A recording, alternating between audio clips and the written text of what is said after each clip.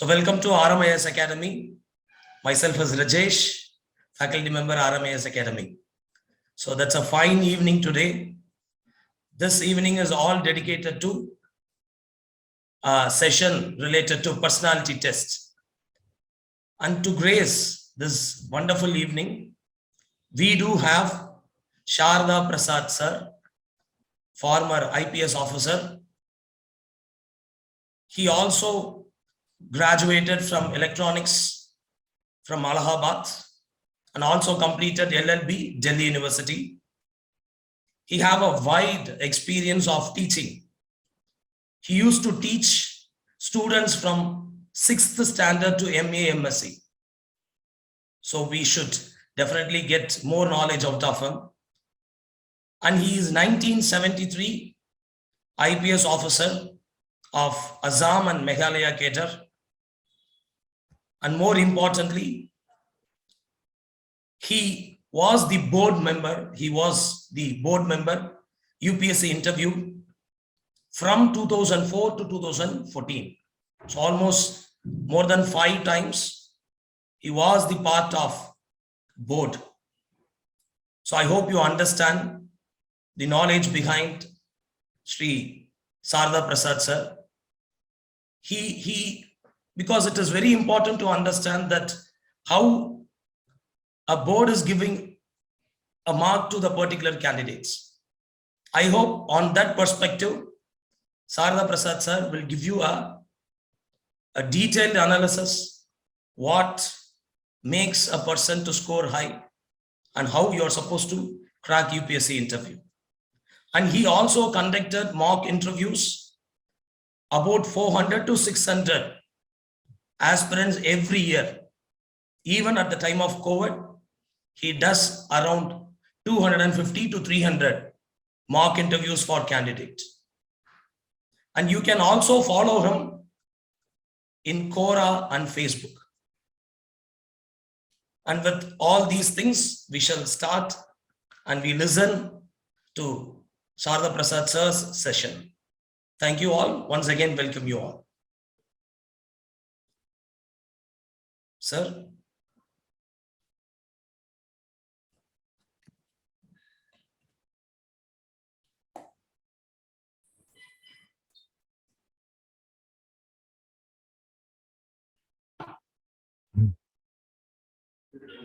Tell me. A camera can be.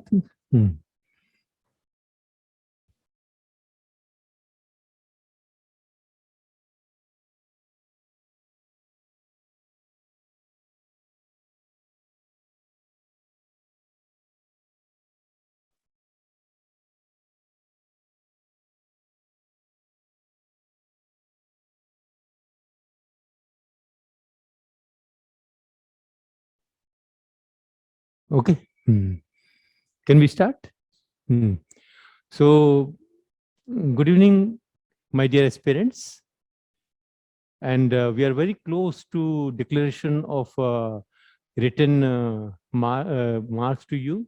And about, I would say, 1:5 ratio, they'll be calling for interview. That means out of every 5 candidates who have appeared in the written exam will be called for interview. So you have that chance. Now, if you're called for interview, then generally out of every 2.3 candidates, 1 candidate gets selected. But then the point is that you have worked on it for at least a year. And if you get a chance to appear in the interview, you must convert it to a surety. How do we do that? The entire exercise of holding sessions on training for interview is geared towards that. How to convert that 2.3:1 to 100% surety in your favor. Of course, the marks which you have got in the theory exam, they become very important. But then you don't know how many marks you have got in the theory. So one cannot rely on theory marks. You have to do your best in the interview. So that's where we are today. Okay, we can move.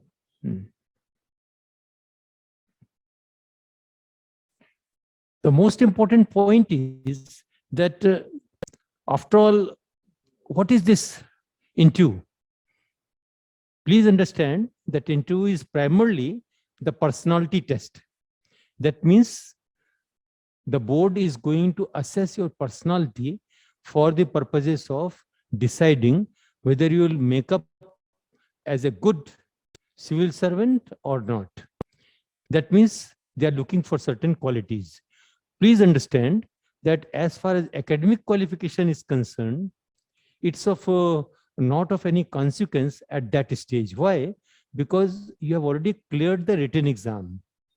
And having cleared the written exam and cleared the optional paper, then GS1, GS2, and so many other papers, obviously you have done well. That's why you are being called for interview. So they are not going to judge you on your academics. That means there are no marks for topping in the university, no marks for getting a gold medal here and there, or doing something great in your college days. There are no marks for that. Then there are no marks if you have done wonders in a company and brought up a company from a, you can say, a small scale to large scale. That's of no consequence here. What they are doing, they are looking for the personality. But then in personality, what are the traits they are looking for? If you see at the screen, you will find that they are looking for integrity. What is integrity? That means you should be able to stand on your own and should not deviate because of certain, you can say, certain temptations of money or power or something else which tempts you. So temptations, one should be able to keep away. That is what the integrity is. And two types of integrity. One is intellectual, as you see, and one is moral integrity. That means, suppose someone else has written a report. What you do, you make a cut and paste and make it your own, a report. Then it's not, you can say, a work of intellectual integrity. So you have compromised the intellectual integrity. Similarly, moral integrity. Suppose you know that a certain highway is going to be constructed in a particular area and it's on the paper board. Now, what you do, you tell your family members to purchase land by the side of the proposed highway, so that later on, when the highway goes through there, then they are able to sell that land at a higher price. So that is where you'll find that moral integrity has been compromised. So this is one element which the board looks into, that whether person is with integrity or not. Second is about the honesty. If you see here, sincerity and honesty. Sincerity means that if certain job is assigned to you, certain task is assigned to you, are you able to do it with your full devotion or not? Same with honesty, that are you true to yourself or not? Truthfulness. Then clarity of thought and vision. This is very important. What is that? That if you are thinking on some line, whether your thinking is clear or not, or is it muddled? Do you have clear idea about things or not? It may be your own subject, it may be a common topic, current topic, or it may be some international affair, whatever. But then whether clarity of thought is there or not. Or suppose the board wants to know that if they have to implement XYZ, some policy or some decision, then what vision you can incorporate in that. So these are the things which the board looks into about in a candidate. That is what the traits of personality. Next.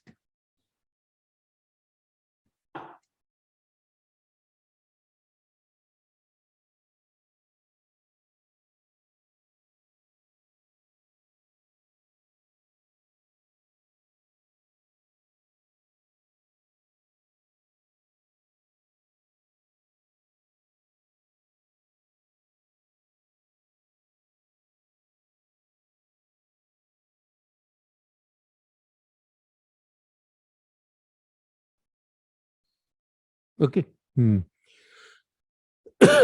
Now, some other things which they'll be looking for. One is that whether you're curious or not. Now, suppose you are curious about some private matter of somebody else, then that is not a healthy curiosity. You should be curious about things what are happening. For example, today, some war is going on between Ukraine and Russia. Then you should be curious as to what is happening actually. How is it that Russia is not able to complete its run over the country of Ukraine? Or what support Ukraine is getting from somewhere else? So these are the elements of curiosity, and they're healthy curiosity. So a good aspirant who will make a good civil servant will have curiosity and inquisitiveness to find out what exactly are the various elements which go into a particular problem. For example, suppose somebody says that there is a big fair called Kumbh Mela, and there is a news item about Kumbh Mela. Then if you're curious, if you're inquisitive, you like to find out how many people actually come to that fair, or how many we can say take bath, what are the things which happen there, who makes arrangement, and what are the different, these are the elements of inquisitiveness. Suppose I am traveling from point X to point Y. Say suppose I travel from Chennai railway station to some locality, say Annanagar. Then if I travel by bus, then what are the localities I will see on the way, and what are the significance of those localities? What are the different markets I will see? These are the things of inquisitive mind. Otherwise, if you're not inquisitive, you will pass by those areas even for a year and you will not realize that what are the important markets on the way. So inquisitiveness is a very important quality of a good civil servant. So that's what should be. Another thing is about the personality, positive personality and negative personality. What are that? There are many people who are of helping attitude. You give a problem to them, they will try to find out a solution. They will attempt to a solution.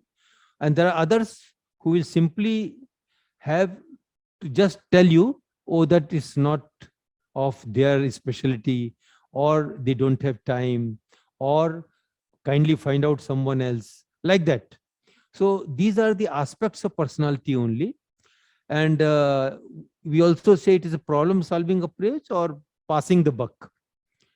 So there are lots of people who, instead of facing the problem, will simply try to give it over to someone else, either in the name of delegation or in the name of incompetency, both ways, but they will not attempt it.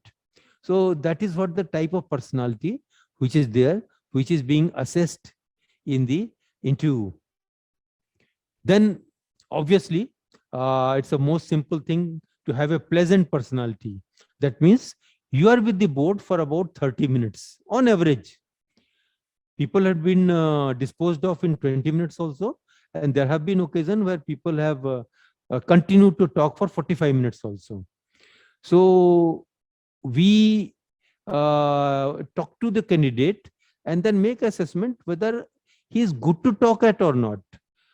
Does he or she leaves a pleasant experience, or it's an obnoxious? Or what is obnoxious? You try to find out some point of conversation, some middle ground, and the person runs away from that ground. So, and the person will simply avoid questions or simply bluntly refuse to answer. So that type of obnoxious personalities are there. They are not fit in civil services. So when the board discusses these things on these personalities, then in case the next screen,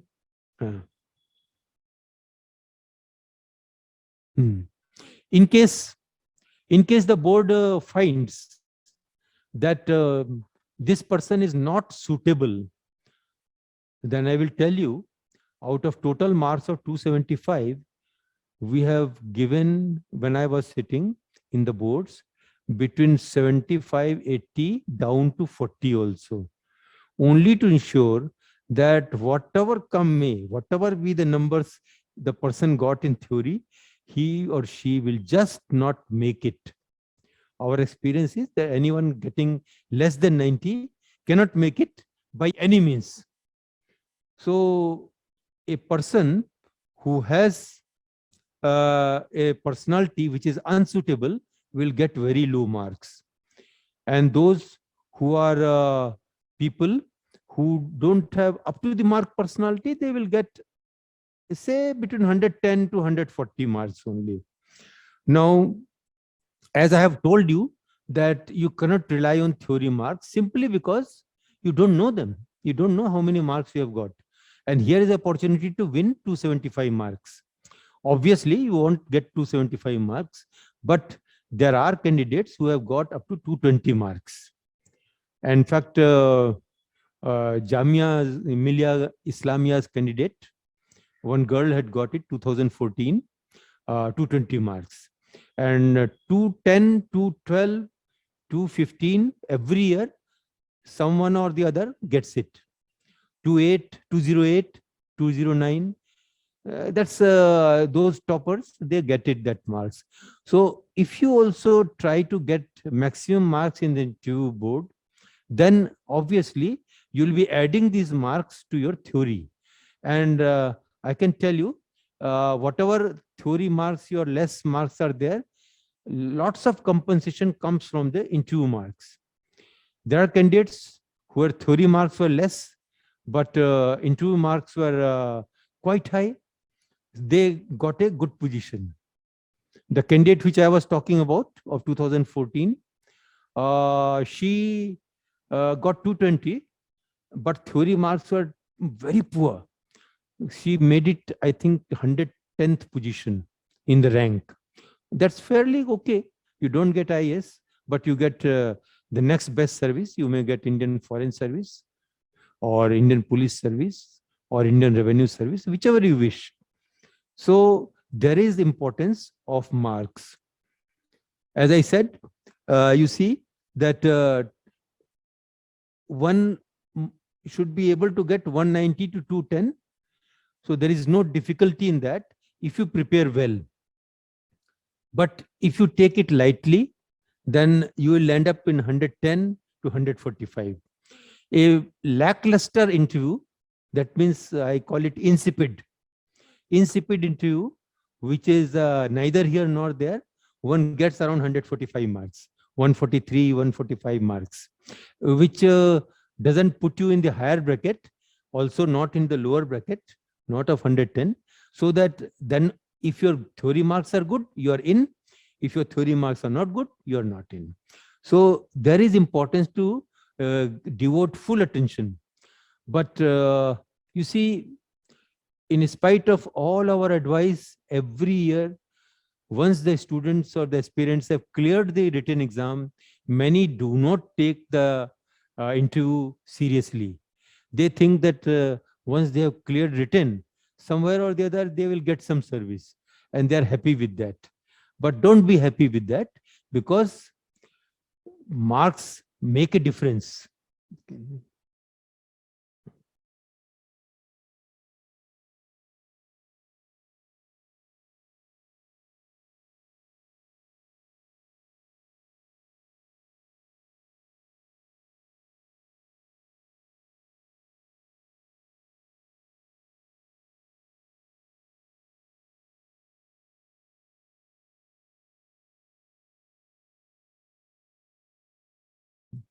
Yes. As I told you, if your interview, your personality is not found up to the mark, you will get marks below 90. And the board, after you leave the room, within a minute, the board decides whether you're going to be in or out as far as the interview is concerned. If they think, oh, here is a wonderful boy or girl who must be there in the civil services, then they will give high marks. And if they feel that you are not the type who should be there, then they will give you very low marks. What the marks decide?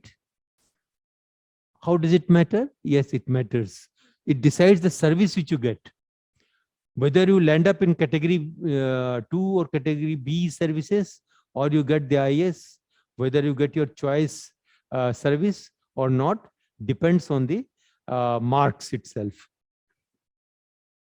Also, the marks will decide in case of all India services, that means IS and IPS, the marks will decide which is your, are you able to get the home cadre or not? Which cadre you get largely depends on the marks you get. And within the cadre also, the marks also decide inter-se seniority. That means who is above in seniority, who is below in seniority.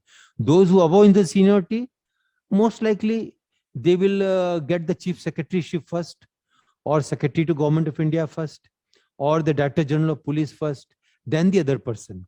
So marks do count. So don't take it lightly.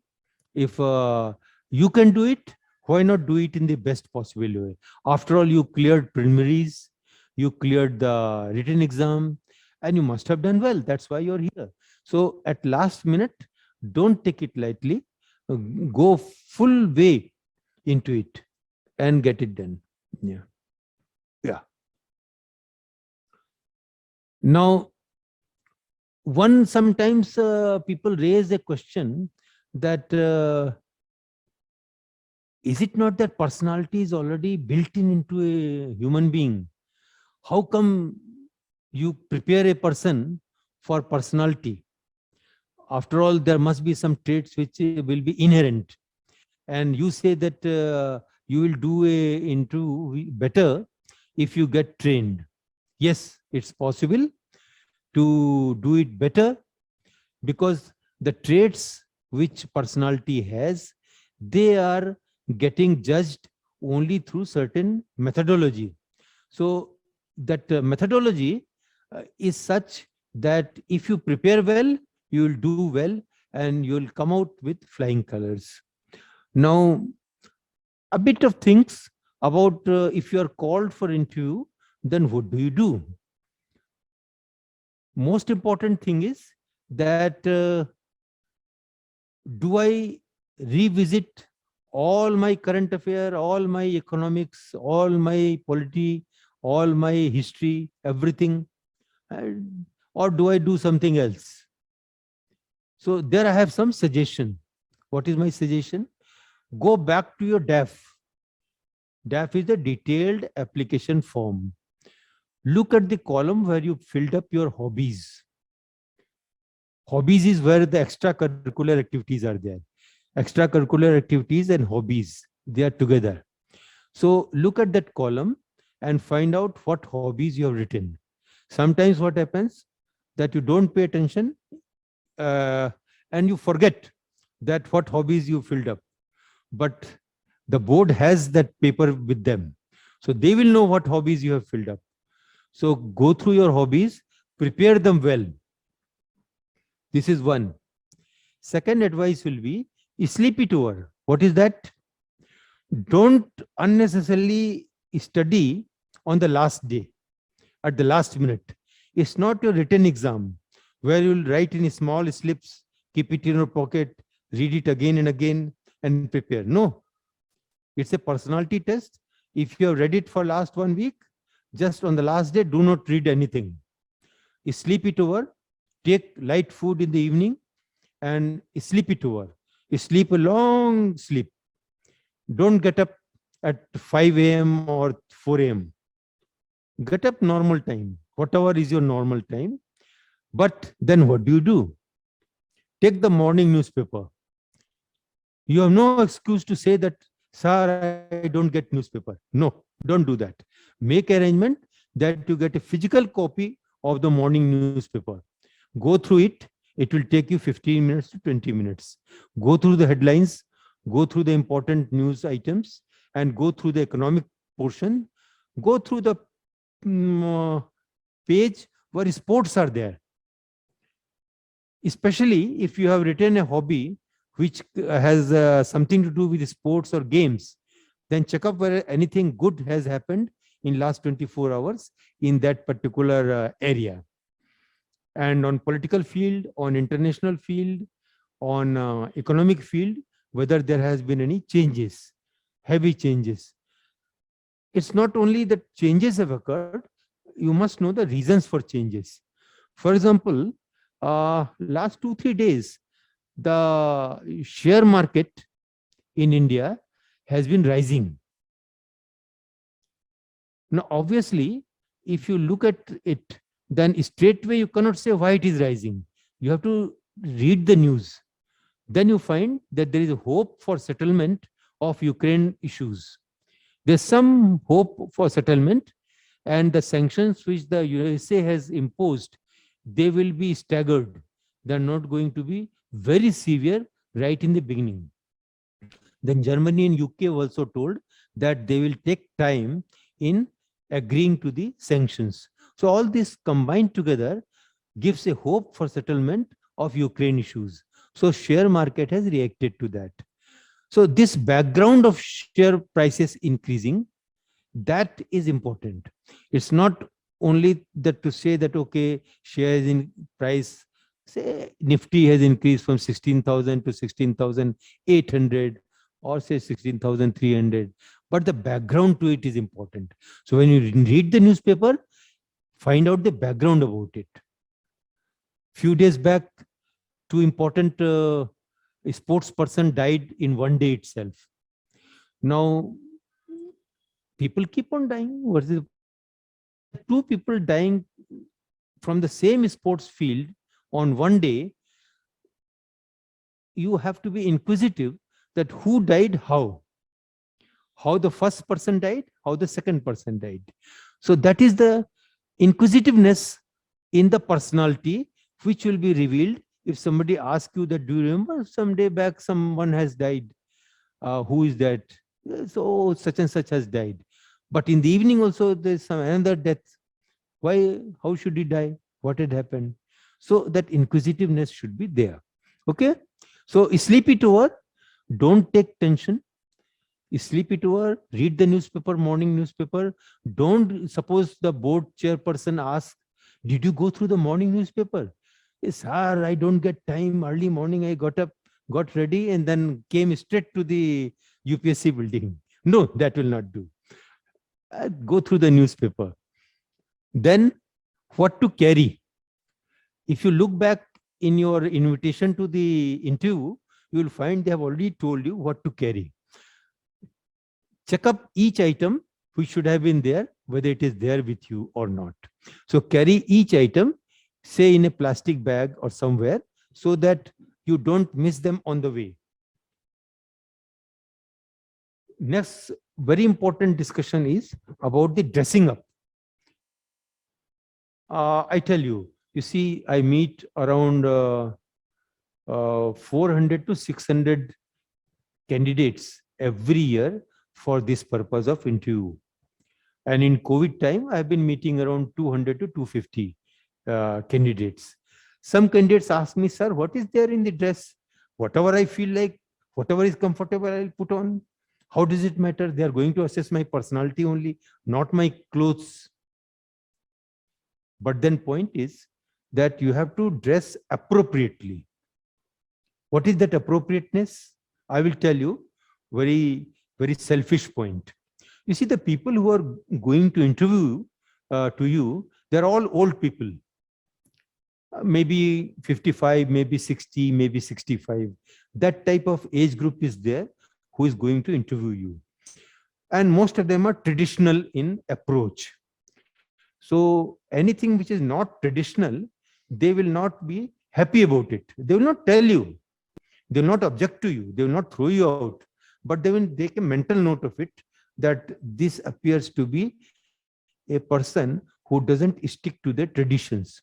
People who don't stick to the tradition may not be sometimes trustworthy. Why? Because suppose government has certain policy to implement, and that policy has been laid down, and you are sent to UNO for making a speech based on that policy, and you reach in UNO and your term comes, and all of a sudden you make a different speech. Out of turn. So such a person becomes unreliable. So dressing is important, and you must dress appropriately. What is appropriate dress? If the interview is in the summer months, then you can put on a, you can say, shirt and a tie. Shirt should be full sleeves, light color, don't have prints there, make a single color, whatever color you feel like. Don't put it camel color. They don't give a very good impression. You can put on light sky blue. You can put on light cream color, or even some shade of white that can be there. So those shades are such that your personality will come out and cloth will not come out. We don't want cloth to overshadow your personality. So that's why light shades are very good. And if you can tolerate a suit, if you have a suit, that's very good. But if you don't have a suit, don't bother. Put on a shirt and a tie. Suppose you don't know how to tie a tie, then find out a friend who knows how to tie a tie, and then get it made from him, keep it with you, and on the day of an interview, put it on. That gives a better appearance than not having or a casual approach shirt. But then every shirt will not be fit for tie. So check up, go to the market, and you see, this is my collar. I put a finger here, one finger goes, and there is loose. You see, it's not very tight. If I tie it too much, then it will show up on my face. So I keep it loose and tie it in such a way I am comfortable and gives a good appearance. Then we have, how do we reach UPSC? If you can afford it, then visit the UPSC building one day in advance and see where it is. And keep a mental note of the location so that on the last day you don't have confusion on that account. I will tell you my own case. I went to UPSC for interview. Then on the day of interview, I took a auto and tried to go to the UPSC. Then I find that right from that day, the India Gate circle was made one way. Before that, it used to be two-way. So my auto went into two-way side. That means it took a shortcut from, say, Connaught Place towards the UPSC through India Gate. From the, you can say, on the right side. It should have gone on the left. And naturally, a policeman was standing there. That was the first day. So we were caught. Oh, you have come here and all that. Then I had to explain that I had come here yesterday. It was not a one way. Today it has become two way. Then he started laughing. Yes, yes, you're right. From today only, India Gate Circle has become one way. So I said, excuse me. So my problem, if you can pardon me, is better. So he said, okay.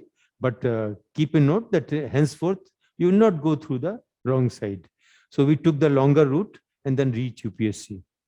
So it is better to find out where is UPSC, where is the UPSC gate, and how much time it takes there. You will take at least 5 to 6 minutes because you are not alone. There may be other candidates at the UPSC gate, and the force which is there, they will take time in identifying you through the papers which you are carrying. So reach UPSC well in time. Don't be rushing into that. And then wait for your turn. Where do you wait? There is a big hall there. In the hall, there are circular tables there. You sit down on one of the tables. Like you, there will be other candidates also. And sit down there. There are newspapers also there. You can read newspapers. There are some places where you can comb up. Mirrors are there. Toilets are there. Then you can relax there. And there will be some staff who will see your papers one by one and clear them. Then you will be told there that which board you are to sit. What does it mean? It means there is not only one board, there may be around 6 to 7 boards. So they are in that, but rest assured, you need not find out your own way. Even having sat for taking interviews for about 8 to 9 years, every time I have landed up with confusion, which board I have to go. But then they have very good arrangement. There is a peon there who will catch hold of you, take you to the right board, ask you to sit down outside maybe a bench. So that's not a point of worry. Sit and relax there, wait for your turn. You can have pleasant talks with your other aspirants who have come for giving interview. And sometimes you do pick up very good friends there. Those who are sitting there for interview, just like you. That relaxes also to you. Sometimes what happens, they say, sir, your number is in the last. Then also relax. I will tell you, board is never in a hurry. Even if you are the last candidate, the board will give you full time. And I know of candidates whose the turn was last. Last means what? Last means last in the evening. And the candidate topped the interview list. So the board never gets tired. Board gives full attention to you, ask all questions which need to be asked, assess the personality, and then assess you nicely, whether you are the first one to come or last one to come. Another thing which the board does is to every day recalibrate their marking systems. So rest assured that best will be done for you.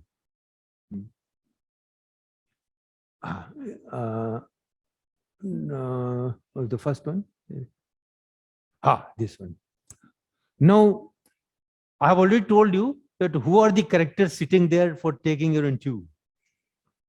Some people who have never been to the interview board, they will tell you there is a psychologist, there is this, that. I can assure you, all of them will look exactly same. And sometimes they will look like duffers. You will think that they are all fools sitting there or they don't know anything. But then they are knowledgeable people. Suppose you are a topper of IIT, you are a mechanical engineer or you are a petroleum engineer, you are a, you can say, aeronautical engineer.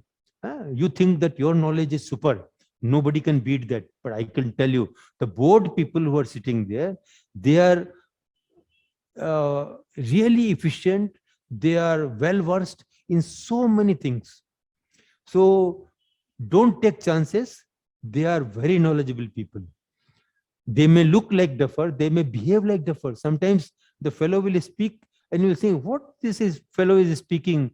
I think he doesn't know anything, but he's just pretending. So don't take chances and do your best. What do they know about you? The chairperson who sits in the center, they have the full depth of yours.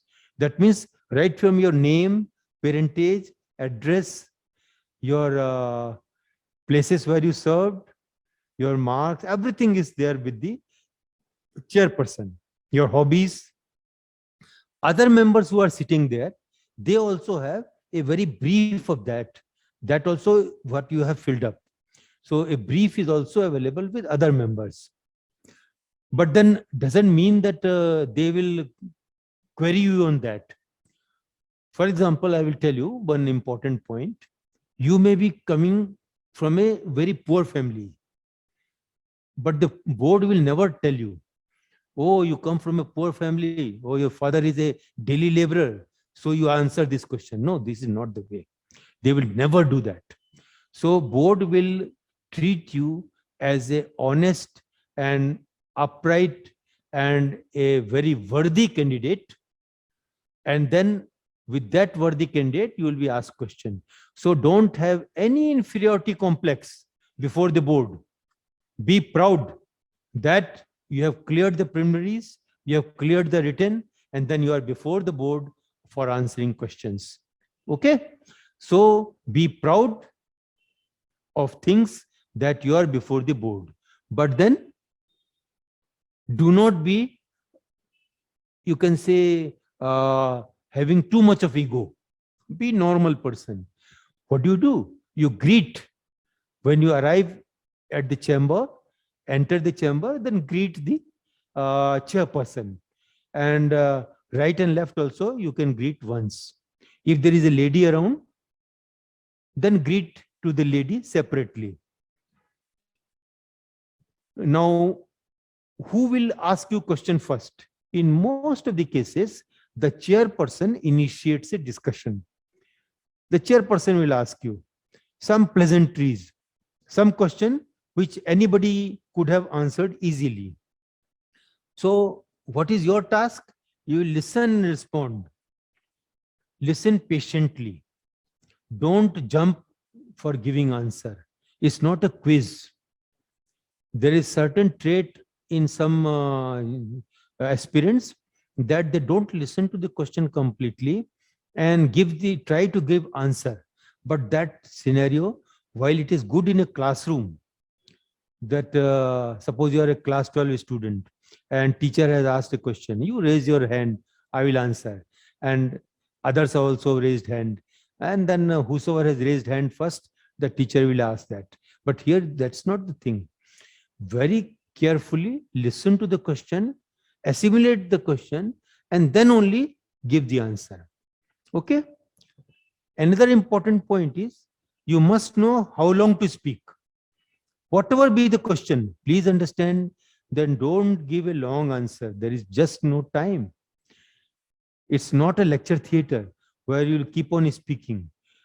Say average 25 to 30 minutes. And suppose 5 board members are there. That means how much time each member gets? Just 5 minutes. In 5 minutes, the person may like to ask 2 questions and get your answer. So how much you can devote? Maximum 2 to 3 sentences. Please understand, if you devote more than 3 sentences to one answer, then it is likely that some member may not be able to speak to you. If member is not able to speak to you, then your marks will come down. So you have to be careful.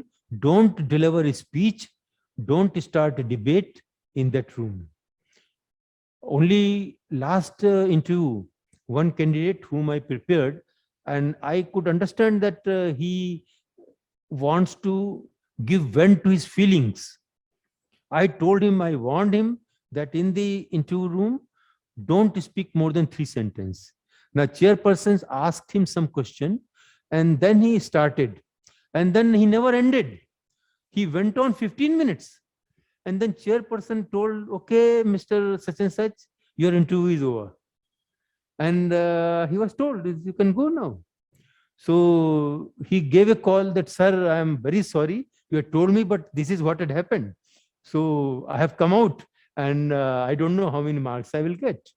I said, obviously, the marks will be a bit less, but you are a bright candidate, something you will get. He got the Indian Revenue Service, but couldn't make it to the IAS because of that. Speaking, that's very important. If the member indicates that he wants to ask a question, then you must stop. If 2 members start talking to each other, then also you must stop. Okay? Yes.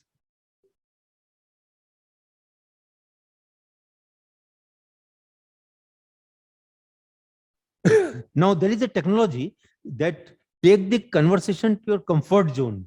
Suppose you have prepared well in some particular area. Suppose you are a mechanical engineer. In mechanical engineer, suppose you have prepared well the materials, or within materials a particular metal or something, or some mechanics portion. Then if possible, if conversation can come to that area, then your level of confidence will increase. Then you will do better. Okay? One important point is you must it's okay. Huh? You must show interest in the conversation. That's a complaint most of the board member make. After the candidate has gone, oh, what a candidate. I think he was not interested in his own interview. And if you are not interested in an interview, how can board give you marks? So show enthusiasm. show that you're interested in the interview. Speak full sentence. Don't say yes and no. Some member asks a question. You say yes. No, that's not it. And speak complete sentences, whether it is yes or no. Now, another thing is, hobbies should light you up. This is very important. What happens, some coaching centers or somewhere, they say, okay, you fill up this hobby. What is that hobby? Say, teaching young children in my locality. Or say, discussing, say, international affair with my friends. That's my hobby. If that is really your hobby and chairperson or the member ask a question on your hobby, then you should light up. That means your face should light up because that's your hobby. They're going to discuss that. Suppose I am a collector of coins. There's a technical name for that. But if somebody wants to ask me that in Chandragupta Maurya's time, what sort of coins were there, then I should light up. I should be able to reel out whatever I have if the question comes to that area. But your face remains straight. It looks still tense when your hobbies are being discussed. That means board will understand that this hobby has not come from you. It has come from a coaching center or somewhere you wanted to fill up that column. You have filled up that column. So your marks will come down. Okay. The next. Now, you have to be enthusiastic about certain things, about your specialization. Suppose you are a doctor and you have specialized in surgery. If they are discussing surgery, some particular topic in surgery, then you should not be tense anymore because that's your area of specialization. Suppose you have done community medicine. In community medicine, somebody is asking you about polio drops, but you continue to be tense. That means when you had studied your family medicine or community medicine, that means you are not thorough. So you're enthusiastic about various things. Suppose they ask about your company. Oh, you worked in Infosys. How was the life in Infosys? I said, sir, this is a long, see, every morning I used to go at 7 and they won't leave me before 11 in the night. Very heavy chores, what to do? So if you're berating your employer or your company, then you are not having a good personality. Can't berate your company, can't berate your college, can't say that was a third, it was a small time college in my small town. Somehow I made it. No, don't berate your own institutions. Okay? Your interest in life and your life goals, what you wish to be. That should light you up. You should be enthusiastic about it. Yeah. One important quality which you should have is that you must know that you do not know. What is that? Suppose they ask that when did King Charles II sat on the throne? How come I know? He may have sat on the throne or may have stood on the throne. I don't know. Say whether it was 1500 or 53 or 1923. I won't know. But if I try to guess something which I do not know, then I am unnecessarily wasting the time of the board. Whatever you don't know, simply say that, sir, I think I don't know it. Simple. And if you think that you knew it, but just now you're not able to remember it, say so. Say that, sir, I'm not able to remember it. I'm not able to recall it. And there is nothing wrong about it. Every person cannot be encyclopedia. You can't have a computer in your mind. So you need not know everything. You should simply say. Second is, don't fool the board.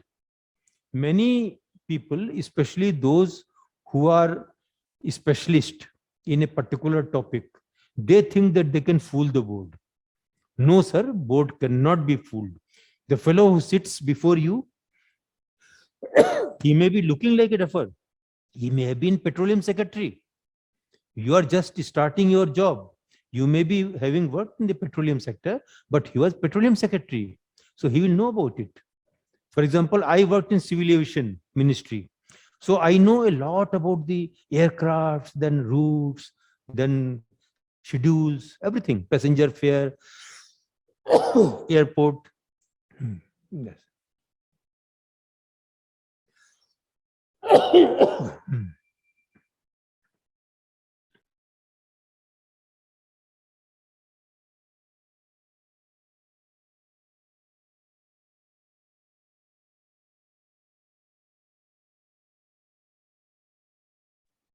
Yeah. So don't try to fool the board. For example, I asked a candidate who was a electrical engineer from some IIT. I asked him that today we are carrying the electricity from point A to point B uh, through certain high tension wires. And what we are doing, we are transmitting the electrical energy on a very high voltage, say 11 kilovolt, maybe certain more 44 kilovolt or something. So I told him that why not carry it on a low voltage?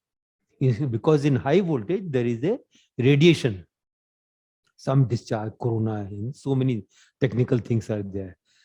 He said, sir, it can't be transmitted on low voltage. I asked him the reason. Then what reason he advanced was a total humbug. He didn't know it, and he thought the others will also not know. Only he will know. But then point is that people who asked the question, they knew about it. So what the board wanted to know was about the DC transmission. That means, can it be transmitted in the direct current mode instead of alternating current mode? So don't fool the board. One good habit will be to compose your answers first. And what is that? Listen to the question completely. Compose your answer in the mind. How you will compose? You compose it as if it is a PowerPoint. And then listen to the question, prepare your answer in 3 sentences, and make the priority. That means which sentence you will speak first, which you will speak second, which you will speak third. The most important sentence should be spoken first. Why? Sometimes the board, the moment you start speaking, you have spoken first sentence, the board will understand that, okay, the person knows about it. Instead of wasting time, we switch over to another conversation. So first sentence should be the most important sentence. And in that order, you must speak. Otherwise, you will keep on speaking and you'll never come to the main issue, and the board will stop you and ask you to switch over to some other question. Yeah.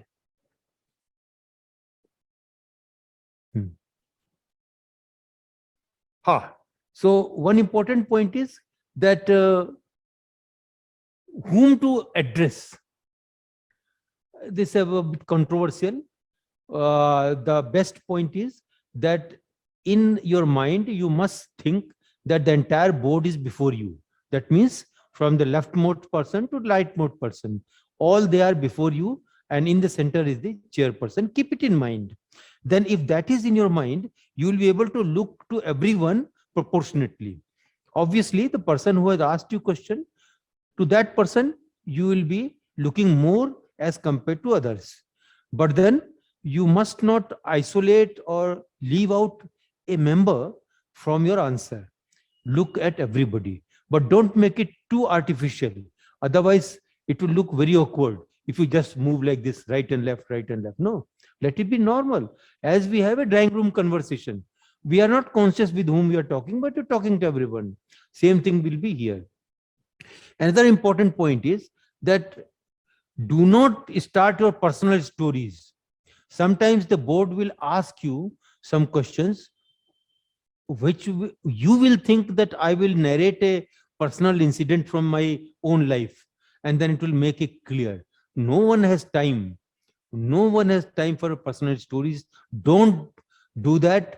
If you do that, you will get very low marks. So personal stories are out of place in the interview room. Similarly, keep your egos outside the room. I had a candidate who had worked for 8 years in the Shell oil company in USA and had come back and take one attempt and was going for interview. Then somewhere the board asked him that how much you were earning there in Shell oil, and he told some figure, and nobody told him anymore. But then he started speaking about how the life was good in Shell oil company in USA, and how did he make huge amount of money in USA, and how much was his salary, and how much is low salary IAS officers are getting here. And there was no end to his ego. He got very less marks. That was, I think, 131 or something. That engineer who was working in Shell oil, 8 years he worked in Shell oil in USA. Very good candidate, but then ego was the super. So yes. Yes. Another important point is do not enter into arguments. It's not a place for argument. Then what do we do? If argument comes, you make a point. After making point, you just keep quiet. Okay.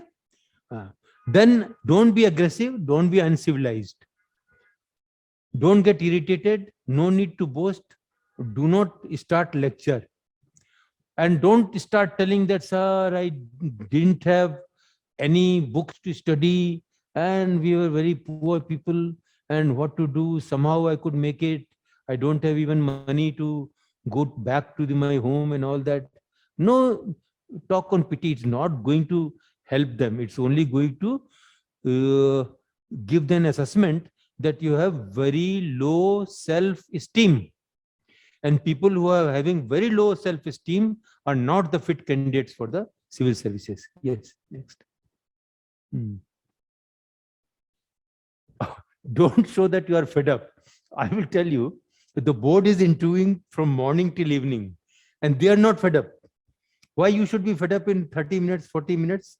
In fact, if your interview goes beyond 30 minutes, be happy about it, because it's likely that you are being assessed for marks beyond 200. So don't get fed up and continue to maintain your calm, continue to make your composure, make good face. Don't use this word called okay, yeah, guy. Oh, that guy was like that, or okay. Don't use this word. Then never say that I have already told you so. It's not in order. Even if a member has asked a question, another member asks same question.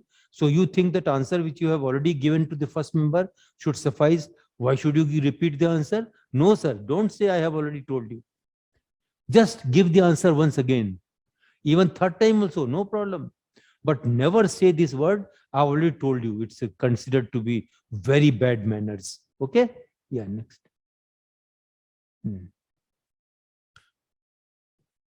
Sometimes the candidates have come out from the interview room and told me, sir, the member was foolish fellow. He didn't know. And I knew. So I was trying to convince him and he was not getting convinced. It may be a ploy also to tempt you into certain arguments, or it may be a ploy of something else, but then don't enter into the debate.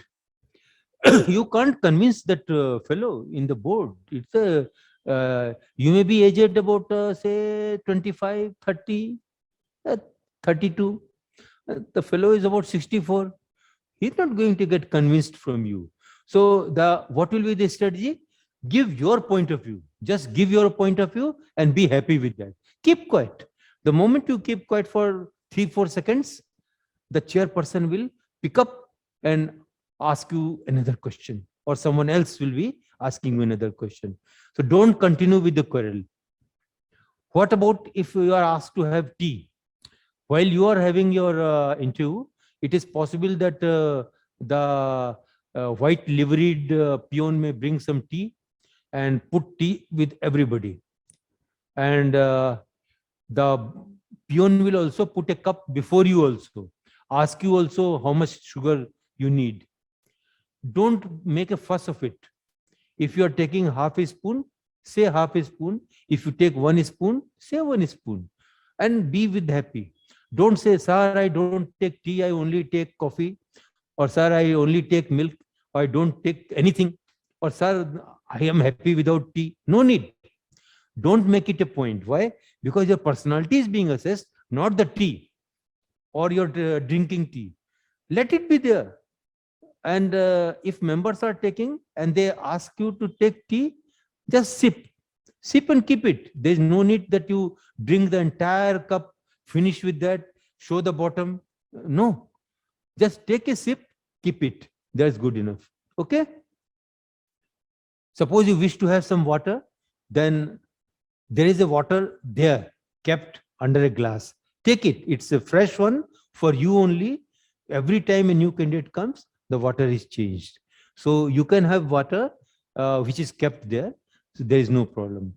And for that, you need not ask also. You can take a sip. Next. Okay. A bit below. Achha, okay. Suppose you make yourself sit down and then you find you are not comfortable. What you do, make yourself adjust again and sit down. Look how I am sitting. I am putting my hands one over other like that. See my legs, we have crossed the leg. See my spine, it is straight on the back. So this is the position you will hold, and this is the most comfortable position. Like that is not comfortable. This is not, don't lean in front. It is not comfortable. The vertical position for the spine is most comfortable. Okay. So if you're not comfortable, make yourself comfortable. There's no difficulty in making comfortable. And especially when you come in the room, first make yourself comfortable, then only the conversation can start. What if two members start talking among each other? Don't participate in members' conversation. If they are talking, let them talk. Stop. Only when the members stop talking, then you speak. And sometimes in some boards, the board has asked, have we forgotten any question to ask you? Don't fall into the trap. Say that, sir, it has been a pleasant meeting. I'm very happy about it. Good enough. Don't say that, sir, you did not ask me from, say, English literature, this particular chapter. No, it's not in order. Whatever they wanted to ask, they have already asked. They are just laying a trap for you. So don't fall into this trap that whether any particular area was missing. Say that, sir, it has been present talking to you. Okay.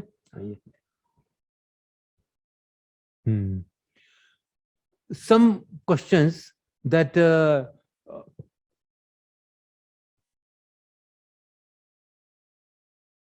suppose you do not know something and you have already told the board that, sir, I do not know it. And they ask a second question, that also you say that I do not know it. No problem. Don't get, you can say, depressed on this account that you do not know. Even if you do not know 10 things, doesn't matter. They will ask the 11th question. Why? Because knowing or not knowing is not important. That is just a medium of talking to you. It's a conversation. So knowledge is not important. Conversation is important. If you do not know anything,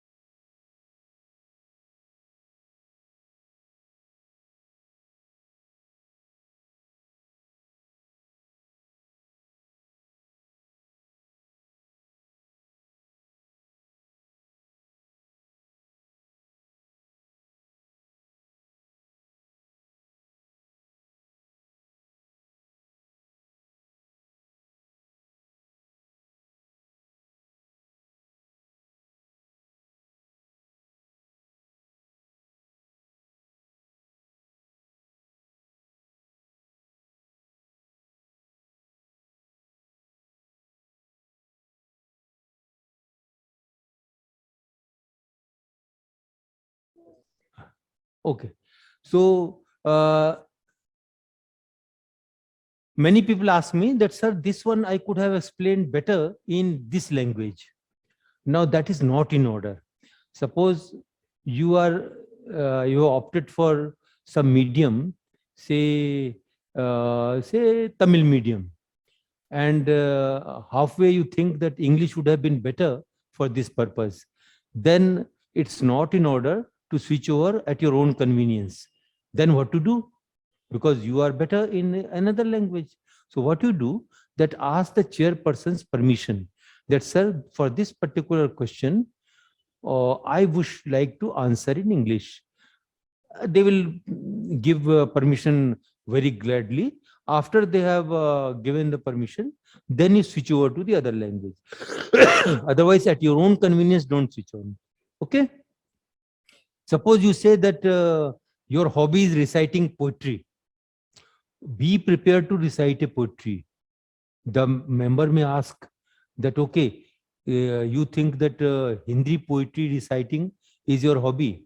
Okay, from Ramdhari Singh Dinkar's poetry, which one you can recite today? Or suppose you say singing, say classical singing is my habit or my hobby. They can say, okay, can you sing a song for us, classical song? So be prepared, be ready for that also. At that moment, you can't say that I don't remember anything. Be ready for singing or narrating in case they're. Another question sometimes comes that about the political question. Somebody asks about political question. I will tell you what happens. The board members are specifically told not to ask a political question. Every day in the morning, we are given, when I was there, and even now, the briefing is there for 15-20 minutes that what you will not ask. Political questions are not to be asked. But sometimes during discussion, this issue comes up. Then how to respond? Very simple. Say that, sir, my knowledge in this area is very limited. The government may have much more knowledge about this matter. So they have taken a decision based on information which is available with them. So I will not be competent to comment on that matter because my information base is very limited. With that, you get rid of that political question. Okay? Yeah. Next. So these are the different things. And at this stage, I would like you to ask questions. If you have any doubt about any particular area, then shoot up your questions and certainly I will ask.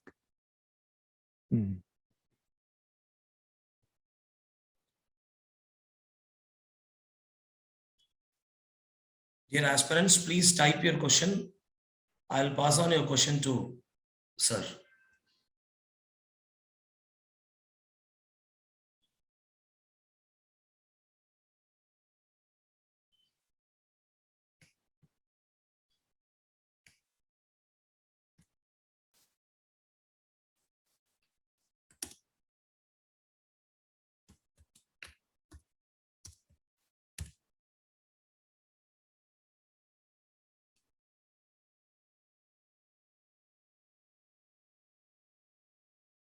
Not that way. You see, the board, the methodology is like this. The moment you leave the room, the board looks at the score sheet which is available with each member. Every member gets a white paper on which to assess the person in different areas. So those marks are there. Those marks will tell how many marks you get in particular area. And with that, you add up. Then chairperson will tell that I think he should get about 140 marks. Another member says, no, I think he was a bit better. Why not put it 150? Somebody says, no, he was a third rate fellow. Give him 110. So they have a consensus. And with that consensus, they arrive at a figure which is then recorded by the chairperson in pen in his particular sheet. And everybody abides by that marks which has arrived by the consensus. So out of 275 marks, what you get is exactly the marks which are written there. say 168, say 192, say 210, 215, or some marks which are not good enough, say 90 marks, 110 marks, whatever. So it is given in exactly these terms, not in terms of percentage. Okay. Do the board members test our paper? Pardon me? Do the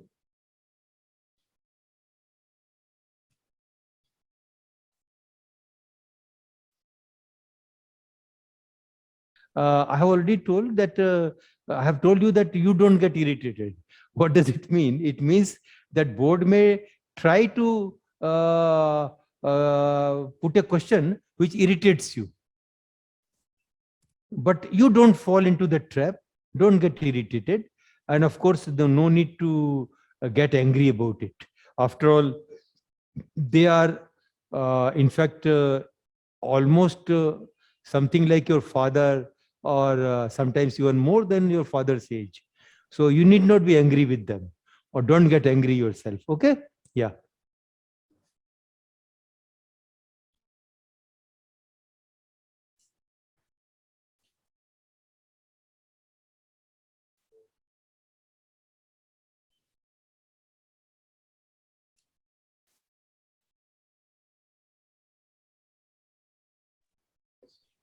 You see, when you are filling up your def, that time there is a column for selecting the medium of interview. That means which language you would like yourself to be interviewed. So you can select your language, but having selected the language, you cannot change it. So be very careful whatever language you choose. For example, I will just give you one example.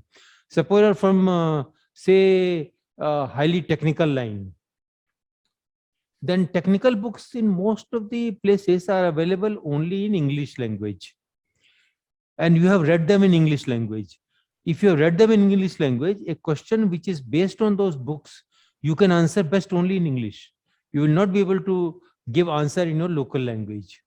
So be very careful while selecting the language. And most people are comfortable in English, but if you are comfortable not in English at all, then choose whatever language you want. They will make arrangement for a translator. But my experience is that for translator, the impression cost is not very good. It's insipid, lackluster, because member asks a question, it goes to the translator translates it to you, you give an answer, then translator again translates it for the member. Then this type of interview is not very lively. So if you can choose English, it is better than regional language. And I can tell you, a lot of candidates from other places, they choose even Hindi, because while everything is good, they are able to express themselves in Hindi better. Expression is better there.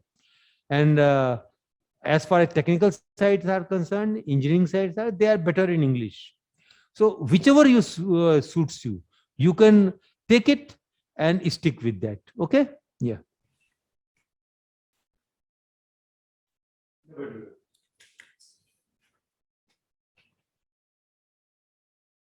Yes. Suppose you have chosen the medium of answering in Tamil, then you cannot switch over halfway to English. That's not possible. But then, as I had spoken, that what you can do in some particular question, if you feel that English would be better, then you seek permission of the chairperson that, sir, I think this question I would be able to answer better in English. And chairperson will readily give the permission. Then you answer that particular question in English and then revert back. That is the normal tendency. Yeah. Okay.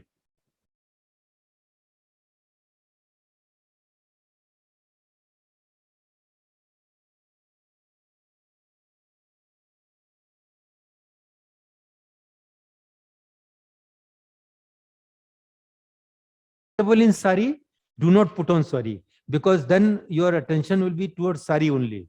So that will not be in order. So if you are not putting on sari, then you can put on a salwar suit, uh, put on light colored salwar suit, or a salwar suit which doesn't have big prints. Don't take big prints, take a small print, or where the geometrical designs are there, don't take big print salwar suit. Then don't take it gaudy one where there are a lot of silver work or gold work and all. Especially ladies, I will advise that don't put too much of jewelry. Put one or two jewelry is okay, but don't put too much of jewelry. It should not become uh, too much conspicuous. One or two jewelry will look quite okay. And if you're putting on salwar suit, what we have found that those who are putting on mixed cloth means which is neither 100% cotton nor 100% terracotta or 100% silk, then which is a mixed one, that fall comes better in mixed cloth. So that because you should appear to be well dressed and tidy. So if your cloth is such that it appears to be well pressed and having the crease and all, it's better. So if you put on cotton, the problem with cotton is it immediately gets crumpled.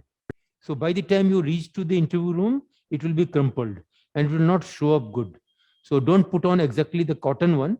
And when you're putting on salwar suit, whatever you put on the upper, don't put it above the sleeves. Put it a bit longer so that some portion gets covered. Then put on whatever is comfortable to you. Be comfortable. That's more important. And sari is not a must. But if you put on sari, don't put on again cotton sari, because if you put cotton sari, it will get crumpled. Silk saris are okay in winter, but most of the time interview is in summer, so silk will not be good. Take some other variety, light colored sari. Again, don't put on very broad and big prints. Take a small print sari. And if you wish to see what type of saris, then you can see the photographs in YouTube. Lot of girls give their photograph in front of UPSC building, and many of them are putting on the correct type of saris. You can see those saris. Okay? Yeah.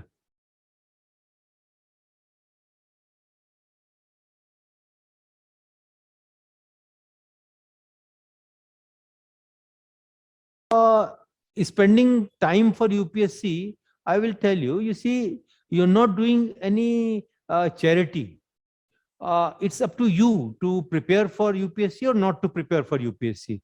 But if you prepare for UPSC, my suggestion will be devote 100% full time with full devotion.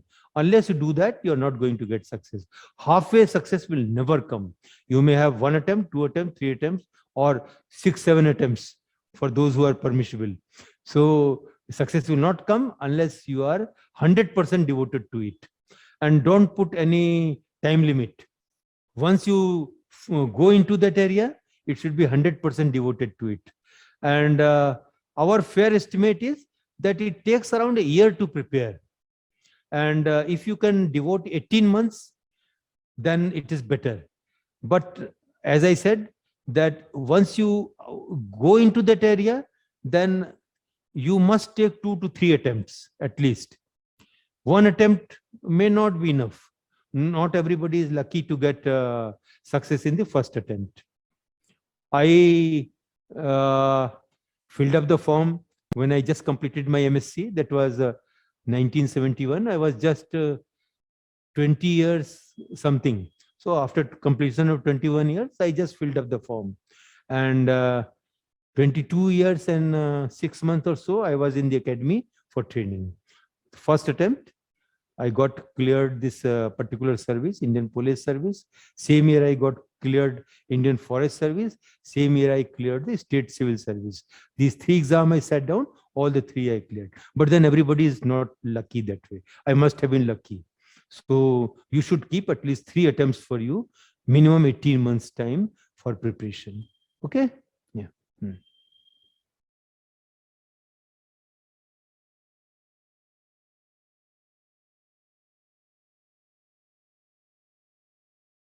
Graduation is entirely different cup of tea. There, you're not competing with anyone. You're competing within yourself. There are certain marks there, pass marks are there 33% or 50% or 55%, and you have to score above that. And that solves the problem. Here, it's not like that. So here, you have to study exactly what is required for UPSC. That means go through the syllabus of UPSC, go through the previous year question papers of UPSC, and then accordingly study it.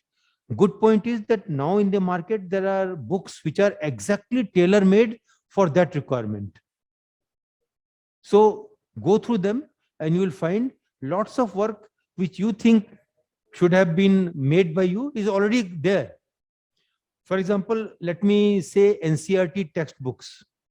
NCERT textbooks are something like Bible. Every sentence is important, every paragraph is important, and every year question is asked from NCERT in preliminary.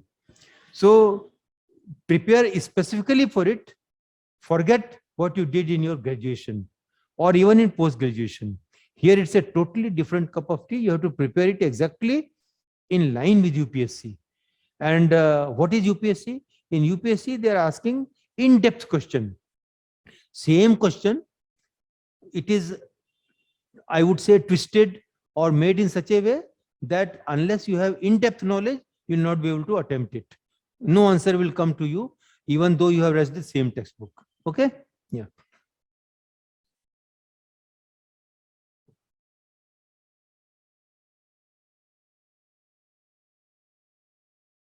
I would not advise you to put on burqa. I will tell you why. You see, burqa is not being assessed. What is being assessed is your personality. Unless your face, your body language, everything is visible, they cannot make assessment. They may not say anything to you, but the marks will not come to you. It will be below 140. That will not be good enough. So I will tell you, I have taught from class 6 till MSc. And recently I have taught in, for last some years, I have been teaching certain portions in local one, Jamia Millia Islamia University. I don't find inside my classroom, I don't see any burqas. Whatever burqas are there, they are outside.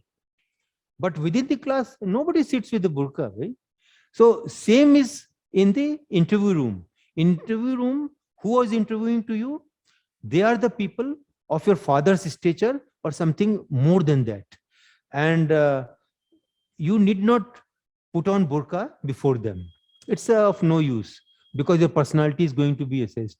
Every facial feature, every face, everything, emotions, every anger, emotions, enthusiasm, whatever you show, everything will be captured by them. But if you cover yourself, how they will see that? So don't do that. It's not advised at all. Okay? Yeah.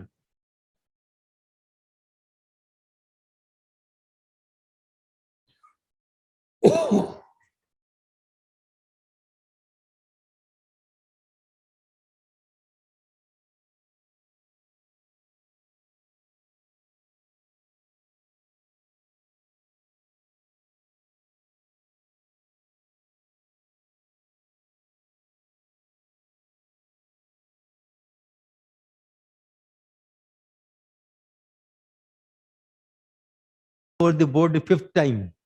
Oh, there's no problem at all. I have talked to the candidates who were there in their 7th attempt.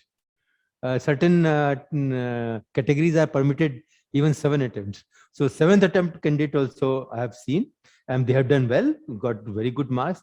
The board doesn't bother at all how many attempts you have taken. They only look at you before you are before them. And at that point of time, they are assessing your personality. They don't bother how many attempts you have taken earlier. That's of no consequence at all. That's not an obstruction. That's not a deficiency. There is nothing to be feeling bad about it. Okay. Be happy that you have made it and you are before the board. You'll do your best, whether it is 7th attempt or 1st attempt. Okay.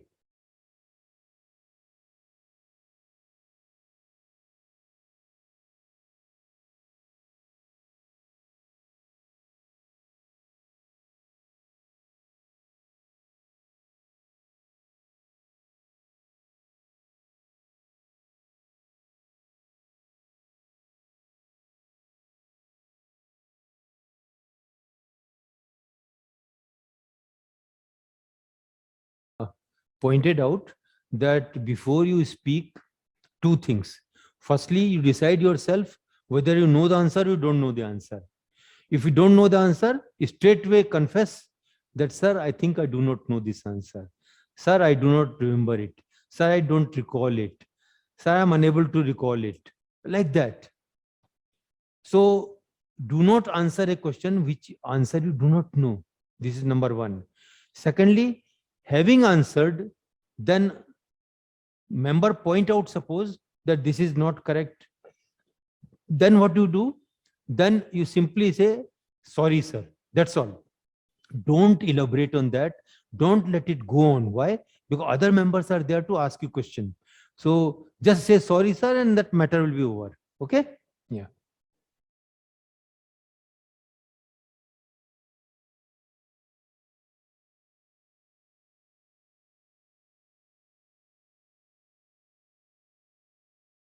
Okay. You see, board asking you whether you should be selected or not. There is a very, I would say, a very stereotype answer to that. So answer should be readied. What is the answer? That, sir, I think I am suitable for it. And I have done my best. And it is up to the board to make assessment of me and give me suitable marks. And sir, I have done very well I think I have done well in the theory also. So, here today also, I am quite satisfied with my performance. That's all. Once you say that I am satisfied with my performance, a board will be happy about it. Okay. Thank you. Yeah. You can say. Okay.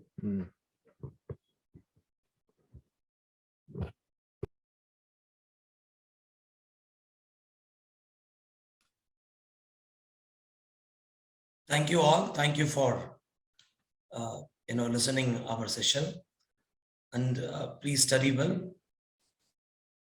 We'll have another section subsequently. You can always wait. You can subscribe to our Telegram channels also. Whatever the classes is coming up, you can definitely be a part of it. Thank you so much all. Have a good day.